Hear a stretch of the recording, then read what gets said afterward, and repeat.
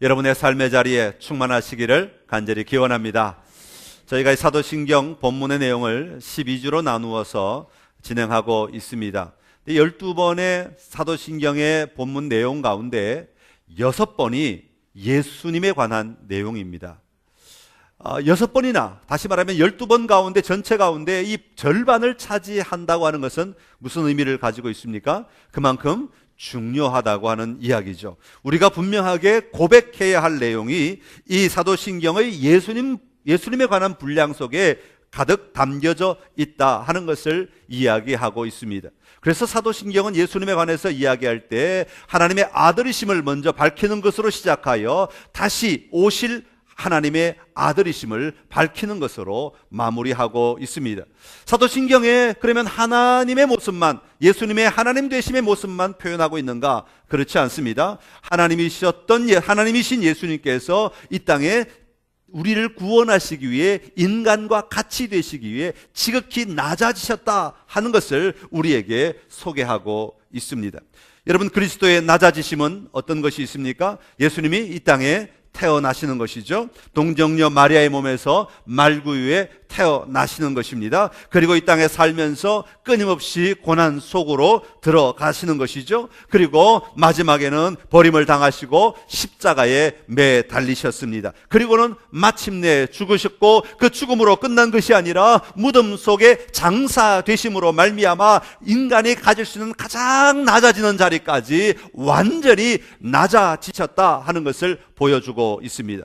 자, 그러면 예수님의 생애가 낮아지심만으로 끝나느냐? 우리가 믿을 것은 낮아지심밖에 없느냐? 그게 아닙니다. 낮아지시고 난 다음에 다시 하나님께서 그를 높여서 높아지시는 자리로 다시 회복시켜 가시는 것을 볼 수가 있습니다. 그래서 예수님께서 승천하시고 하나님의 보좌 우편에 앉으시고 그리고 다시 심판하실 것을 미리 말씀하고 계시는 것이죠. 그래서 철저하게 낮아지심과 철저하게 높아지심의 모습을 다 이루심으로 말미암아 그분이야말로 우리의 삶의 완전한 왕의 왕으로서 이 땅 가운데 거하고 계심을 이야기하고 있는 것입니다. 빌립보서 2장에 보면 이 예수님의 낮아지심과 높아지심을 아주 자세하게 우리에게 소개하고 있는데, 그 중에 낮아지심의 모습을 잠깐 읽어보도록 하겠습니다. 빌립보서 2장 6절에서 8절까지의 말씀입니다. 같이 읽겠습니다. 그는 근본 하나님의 본체시나 하나님과 동등됨을 취할 것으로 여기지 아니하시고 오히려 자기를 비워 종의 형체를 가지사 사람들과 같이 되셨고 사람의 모양으로 나타나사 자기를 낮추시고 죽기까지 복종하셨으니 곧 십자가에 죽으심이라. 아멘. 하나님의 본체이셨는데, 하나님이셨는데 죽기까지, 십자가에 죽기까지 낮아지셨다, 그렇게 말하고 있습니다. 그리고 난 다음에 다시 이 빌립보서 2장 9절에 보면 다시 높아지셨다 하는 것을 소개하면서 예수님의 그 높아지심을 우리에게 보여주고 있는 것을 봅니다. 예수님은 이처럼 우리의 삶 가운데 끝까지 낮아지시고 십자가에 달려 돌아가심으로 말미암아, 그리고 그 보좌에 올라가셔서 다시 오시겠다고 약속하심으로 말미암아 그 십자가에 달리실 때만 일하시는 주님이 아니시라 지금부터 과거부터 지금까지 끊임없이, 앞으로 미래까지 끊임없이 계속하여 우리와 함께 하시고 우리를 위하여 계시는 분이시다라고 하는 것을 성경이 우리에게 말씀하고 계십니다. 사랑하는 성도 여러분, 오늘 이 말씀을 통하여 오늘도 여러분을 위해 살아 역사하고 계시는, 일하고 계시는 예수님을 만나고 누리는 은혜가 여러분 모두에게 충만하시기를 간절히 기원합니다. 자, 그래서 오늘 우리가 다룰 부분은 하늘에 오르시어 전능하신 아버지 하나님 우편에 앉으사라고 하는 부분입니다. 한번 따라하겠습니다. 하늘에 오르시어 전능하신 아버지 하나님 우편에 앉아 계시다가, 자, 오늘 우리가 다루게 되는 이 내용은 세 가지 중요한 물음의 대답을 제시해 주고 있습니다. 첫 번째는 부활하신 예수님에게는 무슨 일이 일어났는가? 라고 하는 질문에 대한 대답이 담겨져 있습니다. 두 번째는 그러면 그 예수님은 어디로 가셨는가? 라고 하는 질문에 대한 대답이 또한 담겨져 있습니다. 그리고 마지막으로는 그 예수님께서 지금 그러면 무엇을 하고 계시는가? 라고 하는 질문에 대답을 하고 있습니다. 한스킹이라고 하는 학자는 말하기를 사람의 죽음은 인간의 일이다. 죽음까지는 우리가 나아가는 사람의 일이다. 그러나 새로운 생명은 인간의 일이 아니라 하나님의 일이다. 그렇게 이야기를 하였습니다.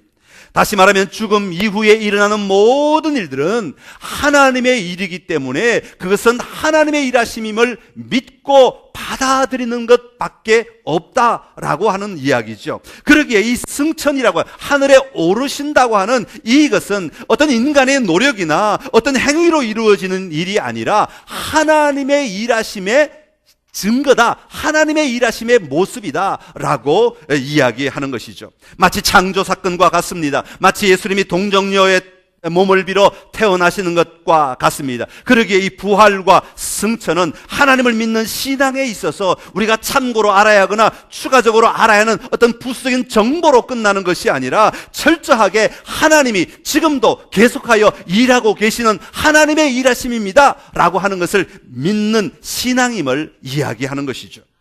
우리는 이런 신앙 안에서 합리적이거나 논리적으로 우리의 언어를 가지고 우리의 지식으로는 비록 다 설명을 할 수는 없다고 하더라도 이것이 하나님이 하신 일임을 믿을 수 있고 바랄 수 있어야 하는 것입니다.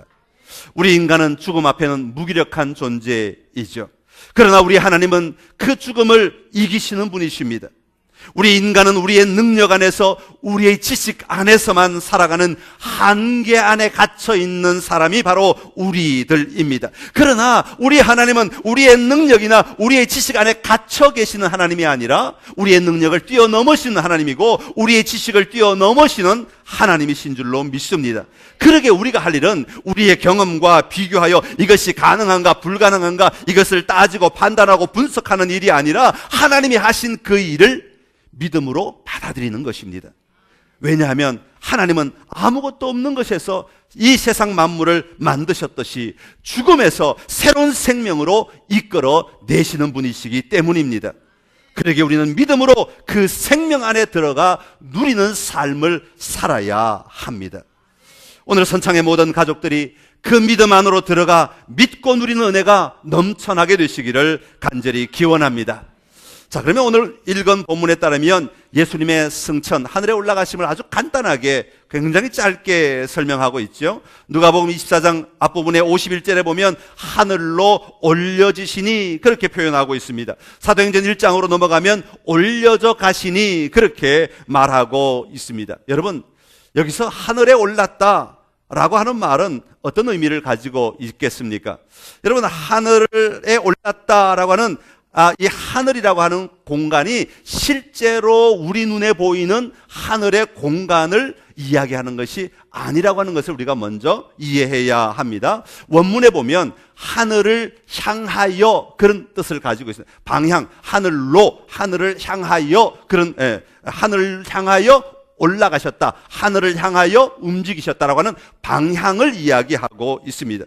예수님께서 승천하실 때 땅을 향하여 아니면 로마를 향하여 가지 아니하시고 하늘을 향하여 올라가셨다, 그렇게 설명하고 있는 것입니다. 특별히 사도행전에 보면 구름이 그를 가리어 그를 보이지 않게 하더라, 그렇게 설명하고 있습니다. 여기서도 마찬가지로 이 구름이라고 하는 것은 우리 눈에 보이는 뭉게구름, 솜털구름, 깃털구름 이런 구름을 이야기하는 것이 아닙니다.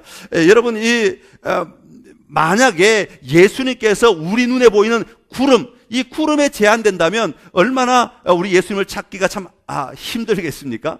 그런데 이것은 구름이라고 하는 것은 실제적인 구름을 이야기하는 것이 아니라 바로 이 영광이라고 하는 의미를 담고 있는 것입니다. 다시 말하면 하나님의 임재를 표현하는 상징적 언어로서 이 구름이라는 단어가 사용된 겁니다. 그러니까 예수님은 제자들이 지켜보는 가운데서 하늘을 향하여 하늘 위로 하늘 방향을 정하고 하늘로 올라가시다가 구름 속으로 들어가셨다. 구름이 가리워져서 더 이상 보이지 않게 되었다. 이 말은 하늘을 향하여 올라가신 것은 사실이죠. 하늘 방향이 그렇게 되었으니까 하늘을 향하여 올라가시지만 구름, 하나님의 영광이 있는 하나님의 임재 속으로 들어가셨다라고 하는 의미가 되는 것입니다.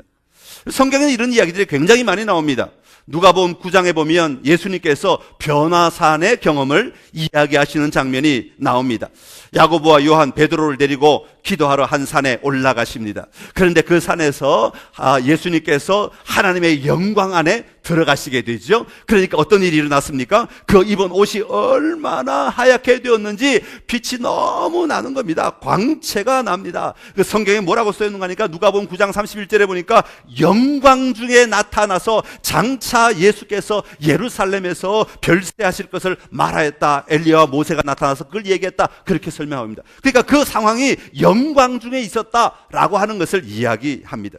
그때 베드로와 야고보와 요한이 기도하라고 그랬더니 기도는 안 하고 졸고 있다가 옆에 뭐 스산한 기운이 막 돌잖아요. 뭔가 막 나타나고 시원한 바람이 막 불고 그러니까 막 너무 놀래갖고 잠을 탁 깼어요. 그랬더니 베드로가 갑자기 보니까 이상한 장면이 막 보이거든요. 막 빛이 나고 구름이 쫙 껴있고 너무 이상한 장면이 막 보이니까 베드로가 너무 급하게 이야기를 합니다. 주여, 우리가 여기 있는 것이 좋사오니 초막셋을 여기다가 짓고 하나는 주를 위하여, 하나는 엘리야를 위하여, 하나는 모세를 위하여 지읍시다. 그랬어요. 성경에 보니까 그 뒤에 뭐라고 써놨어요? 자기가 하는 말을 자기가 알지도 못하더라. 잠결에 그냥 막 너무 놀래갖고 그냥 하나님의 영광 안에 그 임재 들어갔을 때 너무 놀라가지고 자기가 하는 말이 뭔지도 제대로 모르고 할 만큼 정말 환상적인 모습을 보여주고 있다 그러죠. 그때 34절 35절에 보면 이 말할 점에 구름이 와서 그들을 덮었다 그래요. 그리고 그들이 구름 안으로 들어가게 되는데 아마 자기들이 걸어서 구름 안으로 들어가는 것이 아니라 구름이 몰려옴으로 말미암아 그 주변에 다 구름에 휩싸이게 되었다, 그런 의미가 있을 것입니다. 그럴 때 그 속에서 소리가 나죠. 이는 나의 아들 곧 택함을 받은 자니 너희는 그의 말을 들으라. 다시 말하면 하나님이 임재하시고 하나님의 영광이 나타나시고 하나님이 친히 말씀하고 계시는 장면을 표현하고 있는 것입니다. 그때 하나님의 임재, 하나님의 영광이 나타나는 모습, 하나님이 그곳에 임하셨을 때의 모습을 사람의 눈으로, 사람의 시각으로 볼 때는 그게 구름으로 보였다라고 하는 겁니다. 실제로 그 미세한 만지면 차가울 것 같고 물이 생길 것 같은 그런 구름이 아니라 우리가 눈으로 볼 때는 구름 같은 거지만 그것이 아주 신비한 어떤 경험을 하였을 것으로 보여지고 있습니다. 여러분, 오늘 우리가 고백하는 사도신경에서 하늘에 오르시어라고 할 때 예수님은 공간적인 그 장소를 이야기하는 것이 아니라 어느 순간 사람의 눈에는 보이다가 어느 순간 사람의 눈에는 구름으로 보이던 그 통과할 때 하나님의 영광으로 들어가게, 하나님의 임재 안으로 다시 들어가시게 되었다라고 하는 것을 이야기하고 있는 것이죠. 만약에 예수님께서 공간적인 하늘에 올라가셨다, 1km 위의 하늘, 2km 위의 하늘, 대기권에 하나님의 그 처소가 있어서 거기 가셨다. 만약 그렇다면 우리가 지금 하나님을 만나기 위해서는 어떻게 해야 되겠습니까? 여기 앉아서 이렇게 예배드리고 있어서는 안 되고 전부 다 우주선을 타든지 높이 나는 마하 비행기를 타고 하늘을 향하여 로켓을 타고 올라가서 그 대기권을 막 뒤지고 있어야 될 겁니다. 그래야 하나님을 만날 수 있을 것입니다. 그러나 하나님은 그런 공간적인, 우리의 눈으로 판단하는 공간적인 하늘이 아니라 영적인 자리인 하나님의 임재 안으로 머물러 계셨다 하는 것이죠. 그러게 우리가 그 예수님을 만나고 누리기 위해서는 우주선을 타거나 비행기를 타고 하늘 위로 올라가야 하는 것이 아니라 우리가 있는 그 자리에서, 우리의 예배 자리에서 하나님의 임재 안으로 들어가면 우리는 얼마든지 그 하나님을, 그 예수님을 만나고 누릴 수 있는 줄로 믿습니다.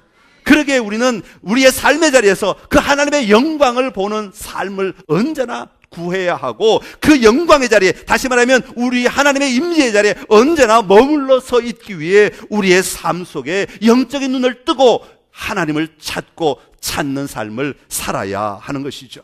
오늘 선창의 모든 가족들의 삶 가운데 이런 놀라운 영적인 눈이 열려져 하나님의 영광을 날마다 여러분의 삶의 자리에서 누리며 살아가는 은혜가 넘쳐나기를 간절히 기원합니다. 자, 그러면 왜 예수님께서 승천을 하셨겠는가? 성경에는 승천의 이야기를 그렇게 많이 이야기하고 있지 않지만 여러 군데에서, 구약부터 여러 군데에서 이야기를 하고 있습니다.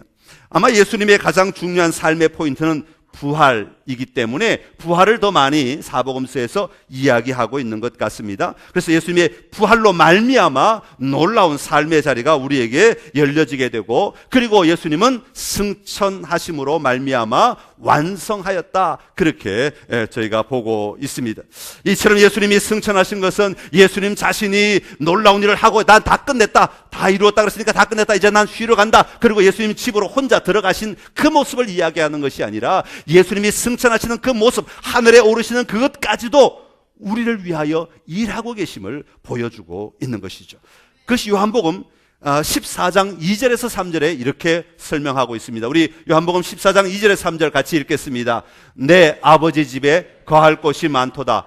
그렇지 않으면 너희에게 일렀으리라. 내가 너희를 위하여 거처를 예비하러 가노니 가서 너희를 위하여 거처를 예비하면 내가 다시 와서 너희를 내게로 영접하여 나 있는 곳에 너희도 있게 하리라. 아멘. 할렐루야. 예수님이 하늘로 오르시는 것은, 예수님의 승천은 저와 여러분의 거처를 마련하기 위한 것이다. 예수님은 그렇게 말씀하고 있습니다. 여러분, 여기도 마찬가지로 예수님이 그럼 하늘 위에다가 어떤 멋진 빌라를 짓고 33평, 너무 작아. 50평, 그것도 작아. 한 100평짜리 빌라를 짓고 이런 상상은 하지 마십시오. 우리 눈에 보이는 그런 집을 이야기하는 것이 아니에요. 주님이 우리를 위해 거처를 예비하신다는 것은 하나님께서 우리와 함께 영원토록 사실 것을 말씀하고 계시는 것이고, 그곳에는 너희가 생각하는 인간의 관점에서 한계 위에 안에서 살아가는 것이 아니라 그것을 뛰어넘는 삶을 살아가게 될 것임을 우리에게 이야기하고 있는 것입니다. 그리고 그곳에서는 이곳에서 시작된 구원의 삶이 완전히 완성되는 곳이고, 그리하여 그곳에는 참된 기쁨과 참된 승리만이 있는 곳이 될 것임을 이야기해 주고 있는 것이죠.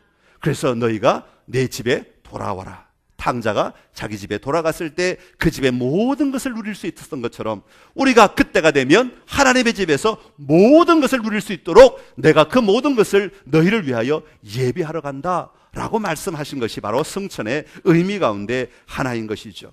오늘 여러분의 삶 가운데 하나님 나라의 그 아름다운 여러분을 위한 집을 볼 수 있는 은혜가 있기를 간절히 기원합니다. 내가 평생 아파트만 살았기 때문에 아파트가 보이는 사람도 있을 수 있고, 빌라만 살았으면 빌라가 보이는 사람도 있을 수 있지만, 하나님의 나라는 우리의 생각으로 판단하는, 제한할 수 있는 그런 영역이 아닙니다. 그 아름다운 하나님의, 지붕이 없어도 상관없는 하나님의 나라, 담이 없어도 벽이 없어도 상관없는 하나님의 나라, 방과 방의 구분이 없어도 상관없는 하나님의 나라, 그 아름다운 하나님의 나라를 날마다 보며 살아가는 은혜가 여러분에게 있기를 간절히 기원합니다. 두 번째로 오늘 다룰 것은 하나님 우편에 앉아 계신다는 것이죠. 여러분, 예수님께서 승천하셨습니다. 그러면 이 승천하신 예수님께서, 하늘로 올라가신 예수님께서 어디로 가셨는가 하는 문제에 대한 대답이 바로 하나님 우편에 앉아 계신다라고 하는 이야기입니다.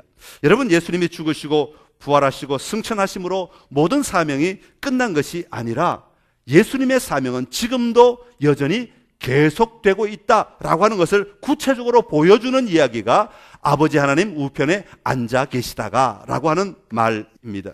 여러분, 예수님께서 아버지 하나님 우편에 앉으셨다는 것은 실제적으로 예수님께서 하나님의 오른쪽에 계신다, 그런 말은 또 아닙니다.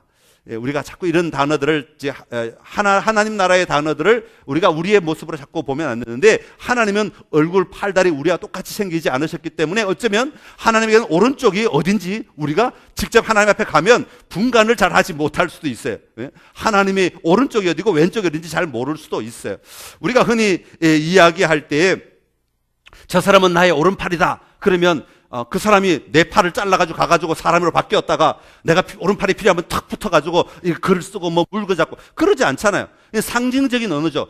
저 사람은 내 오른팔이다 라고 하는 것은 내가 정말 신뢰하고 내가 원하는 마음을 다 알고 내가 할 수 있는 일을 하는 사람이다, 그런 의미가 담겨져 있죠. 마찬가지로 하나님에게 오른쪽, 예수님이 하나님 아버지 오른쪽에 계신다, 이런 의미도 다 상징적인 언어입니다. 하나님의 복을 내리는 곳, 복이 임하는 곳, 하나님의 복이 일하는, 움직이시는 곳, 아마 그런 의미가 담겨 있을 것입니다. 그리고 앉아 계신다라고 하는 말을 또 실제적으로 엉덩이를 의자에 대고 앉아 계시는 예수님으로만 상상하신다면 그 예수님은 정말 괴로우실 것입니다. 여러분, 어떤 의자이든지 2000년 동안만 앉아 계시고 싶으십시오. 그 의자에 베개 날 사람은 아무도 없습니다. 지금 여러분 그 의자에 1시간 앉아 계셔도 좀 있으면 허리가 뒤틀리실 터인데, 제가 설교를 조금만 길게 해도 허리가 뒤틀리기 시작할 터인데, 2000년 동안 같은 의자에 아무리 의자가 푹신해도 종기 다 납니다. 그게 욕창이 생깁니다. 그러니까 그 앉았다는 말은 그런 우리 눈에 보이는 이런 의자, 이런 걸 얘기하는 게 아니라 그런 얘기입니다. 이것은 하늘의 언어이기 때문에 하나님께서 앉으셨다라고 하는 것은 하나님께서 그 하실 일을 하신다는 의미입니다. 재판하시고 통치하시고 또 가르치시고 이런 일을 하시는 것입니다. 구약에 보면 이것을 잘 예언한 내용이 나오는데 시편 110편 1절의 말씀입니다. 우리 같이 함께 읽겠습니다. 여호와께서 내 주에게 말씀하시기를 내가 내 원수들로 내 발판이 되게 하기까지 너는 내 오른쪽에 앉아 있으라 하셨도다. 아멘. 예수님께서 잡히실 때에 대제사장 가야바에게 신문을 먼저 받게 되죠. 그때에 이 가야바가 예수님께 질문을 합니다. 무슨 질문을 하는 거니까? 내가 하나님의 아들 그리스도인지 우리에게 말하라. 그렇게 질문을 합니다. 여러분, 이 가야바가 왜 이런 질문을 하는지 이해가 되시죠?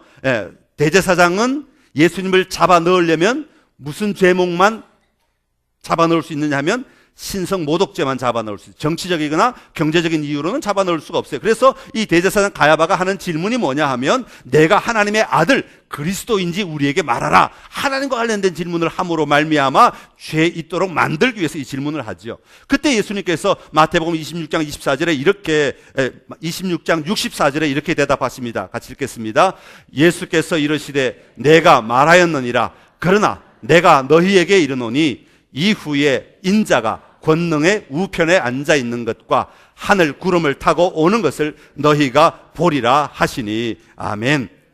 사랑하는 성도 여러분, 아버지 하나님 우편에 앉아 계셔서 오늘도 우리와 함께 계시며 일하고 계시는 살아계신 예수님을 여러분의 삶 속에서 날마다 보고 누리며 동행하는 선창의 귀한 가족들이 되시기를 간절히 기원합니다. 자, 그렇다면 예수님께서 아버지 하나님 우편에 앉으셔서 무엇을 하고 계시는가 하는 것이죠. 여러분, 우리가 사도신경을 다룰 때 예수님을 누구라고 고백했습니까? 그리스도라고 고백하였습니다. 그리스도란 말의 의미는 무엇입니까? 기름 부음을 받은 자라는 것이죠. 성경의 기름 부음을 받은 자를 대체로 누구누구를 가리키고 있습니까? 제사장, 선지자, 왕을 가리키고 있습니다. 여러분, 예수님께서 이 땅에 오셔서 제사장의 역할을 감당하시고 선지자의 역할을 감당하시고 왕의 역할을 감당하셨습니다. 또한 동시에 하나님 보좌 우편에 올라가셔서 앉으셔서도 동일하게 그 일들을 감당하고 계시는 것을 볼 수가 있습니다.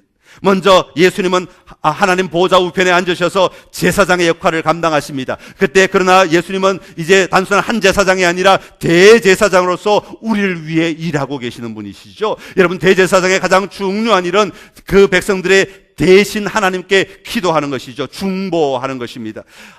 예수님께서 하나님 보좌 우편에서 대신 그 자리에서 우리를 위하여 중보하고 계신다 하는 것이죠. 히브리서 7장 25절의 말씀입니다. 우리 같이 읽겠습니다. 그러므로 자기를 힘입어 하나님께 나아가는 자들을 온전히 구원하실 수 있으니 이는 그가 항상 살아계셔서 그들을 위하여 간구하심이라. 아멘. 할렐루야. 예수님은 오늘도 하나님 보좌 우편에 앉으셔서 하나님 아버지께 우리를 위하여 중보하고 계신다는 것입니다. 우리를 위하여 대신 간구하고 계신다는 것입니다. 그래서 우리가 기도할 때마다 예수님의 이름으로 기도합니다 라고 이야기하는 것은 무슨 이유입니까? 우리의 중보자 되시는 예수님께서 나를 위하여 대신 간구해 주시기 때문에, 나를 위하여 중보해 주고 계시기 때문에 그 이름을 의지하여, 그 힘을 의지하여 내가 기도한다고 하는 것을 고백하고 있는 것입니다. 그런데 예수님이 그 입술로 어떤 내용을 시시콜콜 이야기함으로 말미암아 중보하는 것보다 더 중요한 것은 예수님이 왜 십자가에 달려 돌아가셨습니까? 저와 여러분의 죄를 다 해결하시고 완전히 소멸하시고 하시기 위하여 십자가에 달려 돌아가셨습니다. 그러기에 예수님이 지금 하늘 보좌에 앉으셔서 우리를 위해 중보하실 때는 바로 나를 위해 십자가에 달려 돌아가신 그 몸 그 자체로 그곳에 계시는 것이죠. 그분이 바로 우리를 중보하고 계시다는 것입니다. 요한일서 2장 1절 2절에 이렇게 이야기합니다. 요한일서 2장 1절 2절 말씀 같이 읽겠습니다. 나의 자녀들아, 내가 이것을 너희에게 쓰면 너희로 죄를 범하지 않게 하려 함이라. 만일 누가 죄를 범하여도 아버지 앞에서 우리에게 대언자가 있으니 곧 의로우신 예수 그리스도시라. 그는 우리 죄를 위한 화목 제물이니 우리만 위할 뿐 아니요 온 세상의 죄를 위하심이라. 아멘. 여러분, 이 말씀은 이런 것입니다. 사단이 우리를 자꾸 하나님께 고발합니다. 하나님 저 사람 저거 이런 사람입니다. 저런 사람입니다. 하나님 저 사람 이렇게 해서 나쁜 사람입니다. 저렇게 해서 나쁜 사람입니다. 저 사람 벌해야 하지 않겠습니까? 저 사람 혼내야 되지 않겠습니까? 그때 예수님이 옆에서 앉아 계시는 뭐라고 말씀하시겠어요? 내가 저를 위해서, 내가 저 사람을 위해서, 저 사람의 모든 연약함을 위해서, 내가 저 사람의 모든 죄를 위해서 내가 십자가에 달려 죽었다. 내가 대신 값 다 치르지 않았느냐? 내가 대신 다 처리하지 않았느냐? 내가 대신 다 그 모든 고난, 고통 내가 다 당하지 않았느냐? 그는 여전히 나의 자녀이다. 그는 여전히 내가 품고 있는 자이다. 지금은 조금 실수해도, 지금은 조금 연약해도, 지금은 조금 어려도 그는 나의 자녀이다. 내가 그를 너무너무 사랑해. 그러기에 내가 그를 위해서 십자가에 죽었단 말이야. 그런데 너는 더 이상 얘기하지 마. 너는 더 이상 얘기하지 마. 여러분, 예수님의 입으로 무언가를 누구에게 이야기하지 않아도 거기에 앉아 계시는 그 자체가, 예수님의 손발을 보여주시는 그 자체가, 옆구리에 찔린 창자국을 보여주시는 그 자체가 이미 우리의 중보자가 되시기에 충분하심을 드러내고 있는 것입니다. 여러분 살아가시면서 우리의 진정한 중보자가 되셔서 오늘도 아버지 하나님 우편에 앉으셔서 우리를 위하여 중보하고 계시는, 우리를 위하여 대신 간구하고 계시는, 우리를 위하여 그 몸을 드러내고 계시는 그 예수님을 바라보며 살아가는 여러분이 되시기를 간절히 기원합니다. 여러분의 힘으로 살아가는 것 아닙니다. 여러분의 능력으로 살아가는 것 아닙니다. 여러분의 의지로 살아가는 것 아닙니다. 나를 위하여 십자가 달려 돌아가시고 하늘에 오르셔서 아버지 하나님 보좌 우편에 앉아 계셔서 지금도 제사장으로서, 대제사장으로서 우리를 중보하고 계시는 그 주님의 은혜를 의지하여 살아가는 사람들입니다. 그 주님을 바라보심으로 날마다 여러분의 삶의 자리에서 진정한 승리가 있기를 간절히 기원합니다. 두 번째로 예수님은 선지자로서 앉아 계십니다. 선지자의 사명은 무엇입니까? 하나님의 말씀을 전하는 사람이죠. 오늘도 예수님은 성령을 우리에게 보내주셔서 계속하여 하나님이 하시고 싶으신 말씀, 하나님의 음성을 우리에게 들려주고 계십니다. 성경의 책을 통하여서, 설교를 통하여서, 아니면 우리가 읽는 말씀을 통하여서 우리가 말씀을 묵상하는 가운데 하나님은 끊임없이 우리에게 하나님의 이야기들을 들려주고 계시는 줄로 믿습니다. 예수님이 하시는 일이 오늘 지금도 우리에게 네가 들어야 할 말이 이 말이다라고 말씀하고 계시는 것입니다. 여러분의 영의 귀를 여시기를 바랍니다. 오늘도 하나님 보좌 우편에서 나를 위하여 끊임없이 말씀하고 계시고 이끌고 계시고 인도하고 계시는 그 주님의 가르침을 잘 받는 승리자가 되시기를 간절히 기원합니다. 그리고 세 번째로 예수님은 왕으로서 그 자리에 계십니다. 왕의 역할은 무엇입니까? 통치자입니다. 왕의 역할은 모든 것을 다스리시는 분이십니다. 우리 주님은 지금도 하나님 보좌 우편에 앉으셔서 오늘 우리의 삶을 다스리시는 우리의 왕의 왕이 되시는 분이십니다. 우리 가정의 진정한 왕의 왕이 되시는 분이신 줄로 믿습니다. 여러분의 가정의 왕은 여러분이 아니라, 여러분의 남편이 아니라, 여러분의 부모님이 아니라 진정한 우리 가정의 왕은 여호와 하나님이시고 예수 그리스도이심을 선포하시기를 간절히 기원합니다. 우리가 그것을 보며 살아가는 것과 보지 못하며 살아가는 삶은 전혀 다른 삶을 살 수밖에 없습니다. 오늘 나의 왕은 예수 그리스도이십니다. 나를 위해 십자가 지신 그 예수 그리스도이십니다. 오늘 우리 교회의 왕은 예수 그리스도이셔야 합니다. 그래서 예수님이 교회의 머리가 되신다고 말씀하시는 것입니다. 여러분, 이 땅의 모든 삶의 자리에 진정한 왕은, 진정한 통치자는 예수 그리스도이심을 고백하며 살아가시기를 간절히 기원합니다. 이 모든 것은 우리가 하나님 나라의 백성임을 이야기하고 있는 것입니다. 오늘 우리는 대한민국 대전 땅에 살고 있지만 우리의 진정한 삶은 하나님 나라, 더 큰 카테고리 하나님 나라의 백성이라는 것을 우리가 결코 잊어서는 안 됩니다. 예수님은 하늘에 오르셔서 아버지 하나님 우편에 앉아 계십니다. 그래서 지금도 그 하나님의 나라를 다스리고 계시고 통치하고 계시고 인도하고 계십니다. 그러기에 우리는 이제부터는 하나님 나라의 백성이라는 이 분명한 자각을 가지고 하나님 나라의 백성다운 삶을 살아가는 자들이 되어야 하는 것입니다. 사도 바울은 골로새서에서 그 하나님 나라의 백성다움이 무엇인지를 이렇게 이야기하고 있습니다. 골로새서 3장 1절에서 5절의 말씀 우리 같이 읽겠습니다. 그러므로 너희가 그리스도와 함께 다시 살리심을 받았으면 위의 것을 찾으라. 위의 것을 생각하고 땅의 것을 생각하지 말라. 이는 너희가 죽었고 너희 생명이 그리스도와 함께 하나님 안에 감추었음이라. 우리 생명이신 그리스도께서 나타나실 그때 너희도 그와 함께 영광 중에 나타나리라. 그러므로 땅에 있는 지체를 죽이라. 곧 음란과 부정과 사욕과 악한 정욕과 탐심이니 탐심은 우상 숭배니라. 아멘. 할렐루야. 예수님은 하늘에 오르심으로 우리가 가야 할 길을 열어놓으셨습니다. 그리고 집을 예비하시고, 그리고 아버지 하나님 보좌 우편에 앉으셔서 본격적인 진정한 통치를 시작하셨습니다. 오늘 우리의 삶의 자리에 그 예수님을 바라보는 삶이 회복되어야 할 것입니다. 오늘 우리를 위해 여전히 일하고 계시는 하나님을, 주님을 보아야 합니다. 그 주님을 본다는 것은 우리의 삶에 영원한 삶이 열려져 있음을 보는 것입니다. 우리의 삶은 우리가 육신에 닿는 그날까지가 아니라 하나님 앞에서 영원한 날까지임을 기억하며 사는 삶을 살아야 합니다. 그러기에 우리는 우리의 삶 속에서 참된 기쁨과 승리를 누려야 합니다. 누가복음 마지막 부분에 보면, 오늘 읽은 본문 마지막 부분에 보면 예수님께서 승천하시고 난 다음에 제자들이 기쁨으로 돌아갔다, 큰 기쁨으로 예루살렘에 돌아가 성전에서 하나님을 찬송하였다, 그렇게 말하고 있습니다.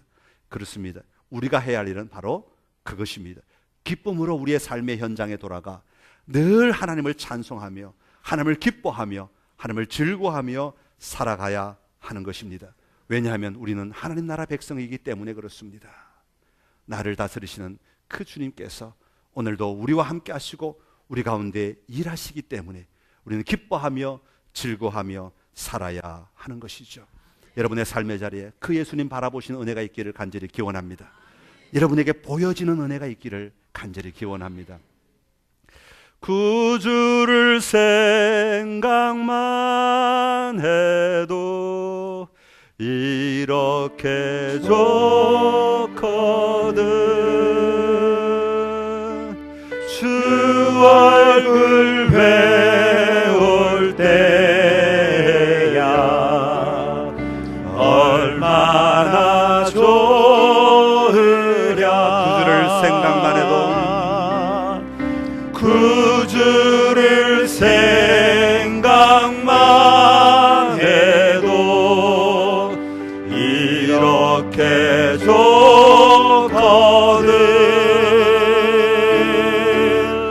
주 얼굴 배울 때야 얼마나 좋으랴. 우리 구주를 바꿔서 아빠로 한번 바꿔서 고백해 봅시다. 아빠를 생각만 해도 이렇게 좋거든. 아빠를 배울 때야, 아빠를 배울 때야 얼마나 좋으랴.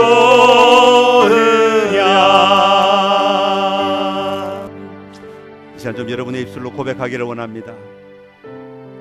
예수님은 이 땅에 한없이 낮아지셨다가 하나님은 다시 그를 그의 원래의 자리로 한없이 올려주셨습니다.